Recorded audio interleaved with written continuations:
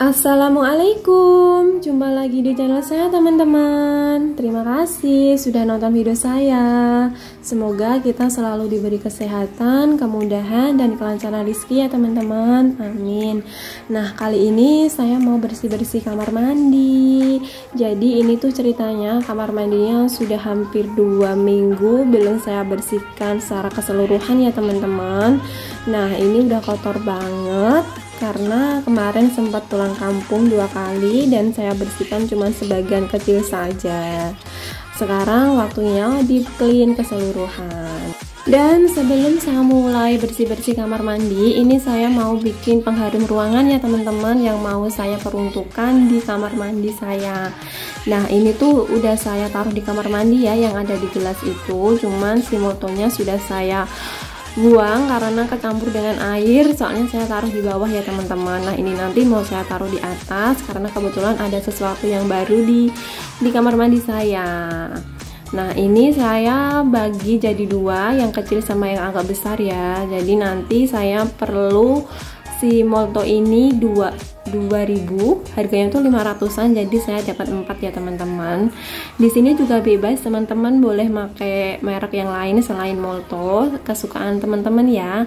Nah, untuk apa sih si pewangi ini sendiri? Kenapa nggak hanya kapur barus aja? Jadi si moltonya ini tuh bisa membuat si kapur barus ini jadi lebih awet ya teman-teman. Selain itu juga hadumnya itu lebih enak banget, jadi tidak bau kapur barus aja, melainkan ada campuran dengan si pewangi molto ini sendiri. Nah, otomatis saat kita buka pintu pasti harinya tuh lebih seger banget, lebih enak banget gitu teman-teman. Dan ini yang gelas besar karena si moltonya itu sedikit, nggak penuh dengan si kapur barus, jadi ini saya tambahin dengan cuka ya teman-teman, agar nanti si kapur barusnya bisa penuh dengan pewanginya, sehingga aromanya tuh lebih awet dan lebih enak. Udah jadi, kemudian ini saya mau buat racikan untuk membersihkan kamar mandi ya teman-teman. Jadi ini saya menggunakan citron, soda kue, sama sunlight atau mama lemon ya teman-teman. Nah, ini sebelumnya si citrunnya saya tuang dulu ke dalam wadah yang sudah saya siapkan, sama saya campur dengan soda kue. Soda kuenya tidak ada takaran ya teman-teman, kita kira-kira saja. Terus kita kasih atau kita tambahkan dengan air hangat, kalau tidak ada air biasa juga boleh, yang penting si citrunnya ini bisa cepat larut ya teman-teman. Nah, terus kalau sudah larut dan sudah ada busanya seperti ini, kita tinggal tambahin dengan sabun cuci piringnya. Nah, ini tandanya si busanya sudah hilang ya teman-teman, jadi si citrunnya sama si soda kue sudah tercampur dengan rata. Kemudian kita lanjut rapikan dulu, kita sisihkan dulu barang-barang yang ada di kamar mandi kita taruh di luar, baru nanti kita gosok-gosok dengan racikan yang sudah kita buat tadi ya teman-teman. Nah, ini tuh kebetulan nggak banyak banget ya barang saya yang di kamar mandi, jadi cukup cepat.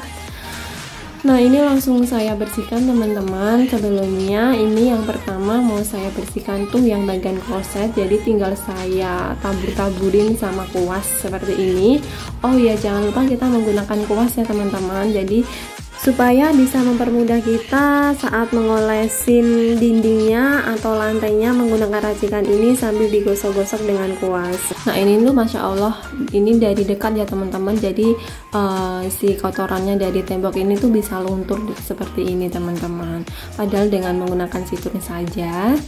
Nah, seperti ini digosok-gosok aja. Kalau misal mau hasil yang lebih bagus, itu bisa kita diamkan beberapa menit. Cuman karena ini mungkin kotorannya tidak begitu tebal, jadi begitu saya oleskan tuh bisa langsung rontok seperti ini teman-teman.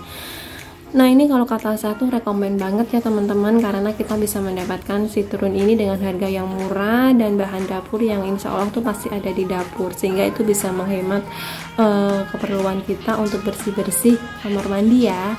Dan jangan lupa juga kita menggunakan sarung tangan ya teman-teman, karena ini tuh si citronnya kalau misal terkena langsung dengan kulit kita itu nanti kayak mengelupas gitu, kayak ganti kulit teman-teman. Jadi meskipun aman, tapi sebisa mungkin kita menghindari itu ya teman-teman, soalnya kan tangan kita juga kita gunakan untuk membersihkan, untuk melakukan kegiatan yang lain, jadi supaya sama-sama baik, sama-sama bagus, kita harus melindunginya dengan sarung tangan.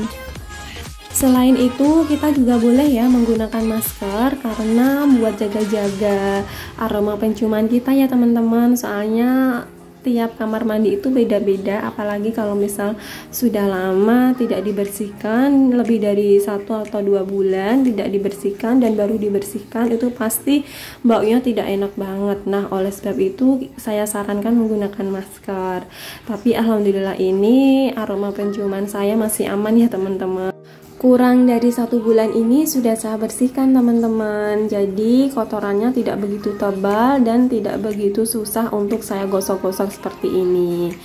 Kemudian perlu diperhatikan juga kalau misal kamar mandinya kotor banget, udah tebel banget kotorannya, itu saat menggunakan cara seperti ini harus didiamkan semalaman ya teman-teman, minimal 3 atau 4 jam baru digosok-gosok lagi menggunakan kuas dan cairan citrum lagi. Tapi kalau kamar mandinya kondisinya tidak begitu kotor, bisa menggunakan cara seperti saya ini, langsung dioles dan langsung digosok-gosok. Insya Allah kamar mandinya kembali bersih semuanya.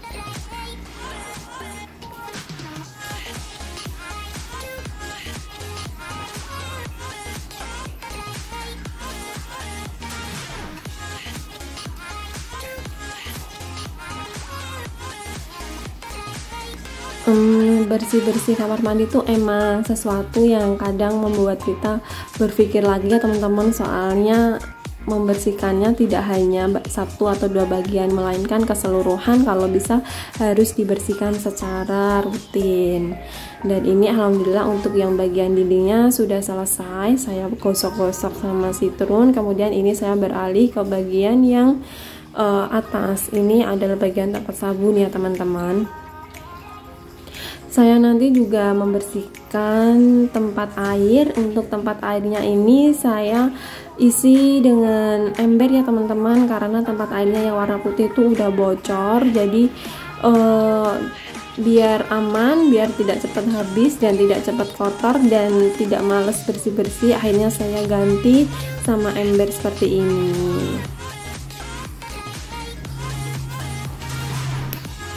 Karena di sini tuh airnya kadang tuh nggak bersih ya, kadang warnanya kuning, kadang apalagi kalau misal baru dibersihkan gitu dari PDAM-nya, nah itu tuh kadang Masya Allah kotornya ya teman-teman. Sehingga emang harus rutin-rutin membersihkan bak air, minimal itu 1 minggu 1 kali kalau saya ya teman-teman. Nah ini saya beralih membersihkan yang bagian kloset pinggirannya ya teman-teman. Untuk yang klosetnya sendiri ini saya menggunakan sikat gigi khusus untuk kloset agar lebih bagus, lebih aman dan lebih bersih seperti ini. Nah ini tuh saya menggunakan cairan racikan citrum juga tadi ya teman-teman. Ini juga bisa untuk membersihkan kloset. Tinggal kita gosok-gosok aja setelah didiamkan.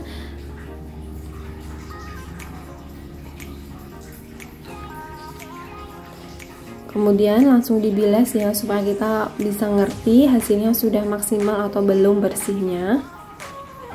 Dan ini sudah bersih teman-teman. Lanjut saya membersihkan yang bagian bawah, yang lantainya.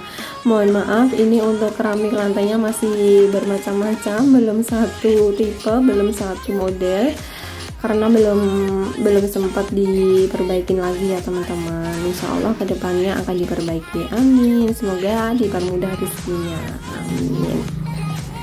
Nah ini setelah selesai kita bilas ya teman-teman. Harusnya itu menggunakan selang, cuman karena selangnya saya cari belum ketemu, jadi saya menggunakan gayung aja.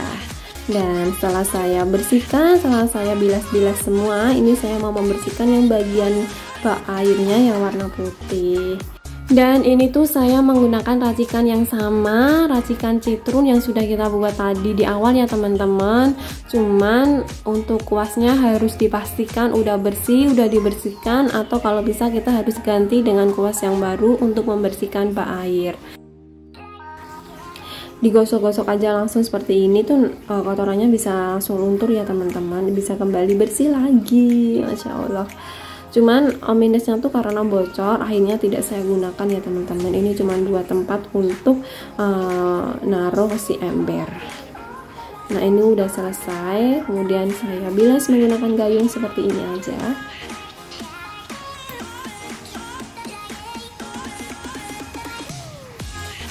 Nah, ini hasilnya ya teman-teman, sudah bersih banget. Baru ini si embernya tuh sudah saya bersihkan juga ya teman-teman, menggunakan cairan seperti yang sebelumnya.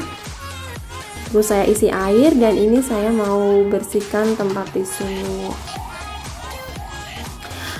Tempat tisunya rekomen banget, jadi bisa buat untuk tempat yang lain di atasnya. Terus ini saya mau membersihkan jamur teman-teman. Masya Allah, ini tuh udah saya bersihkan berkali-kali, tapi tetap tiap 1 bulan sekali pasti muncul. Kemudian ini saya bersihkan tempat tisunya, karena yang bagian atas itu ternyata mengalami kerontokan gitu ya teman-teman, dari temboknya atau dari plafonnya gitu. Nah, ini kebetulan tisunya sudah mau habis, jadi saya ambil dan mau saya ganti. Ini kalau kata saya, tisu di kamar mandi itu lumayan penting ya, karena apalagi kita ibu-ibu wanita itu pasti lebih sering di rumah dan sering bolak-balik di kamar mandi. Jadi supaya tetap kering harus dielap dengan tisu. Nah, ini biar lebih cantik sedikit, saya tambahin tanaman hijau-hijau kecil, sama pengharumnya saya taruh di kanan kirinya seperti ini teman-teman. Masya Allah, ini lebih cantik dan tiap saya buka pintu pasti lebih enak. Dan satu lagi, supaya pengharumnya bisa bekerja secara maksimal, bisa wangi secara maksimal, itu pintu kamar mandinya harus selalu ditutup ya teman-teman, agar aroma dari si pewangi yang sudah kita buat tadi itu bisa terfokus di kamar mandi kita saja, tidak keluar-keluar dari luar kamar mandi. Nah, ini Masya Allah dirinya sudah bersih banget ya teman-teman, dari atas sampai bawah, tidak ada lagi kotoran-kotoran yang mengendap apalagi di lantainya. Terima kasih teman-teman sudah nonton, semoga bermanfaat. Wassalamualaikum warahmatullahi wabarakatuh.